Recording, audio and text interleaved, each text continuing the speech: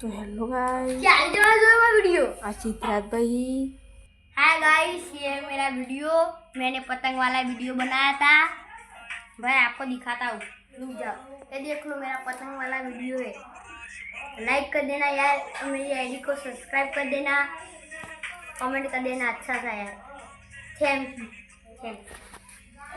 तो सीधा भाई कह दो ये वाला आईडी लाइक करजो, शेयर करजो ने सब्सक्राइब करजो।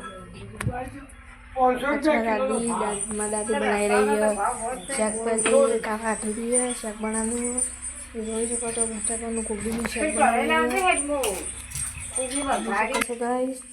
તો આપણે ઘરમાં આવી ગયા કઢાઈ લેવા, તો કઢાઈ લઈને નાખશું આપણે એમાં ડાલી દેવા। સિદ્ધાર્થ ભાઈ પેસ્ટ ફોન જોવાનું ચાલુ કરી દીધું।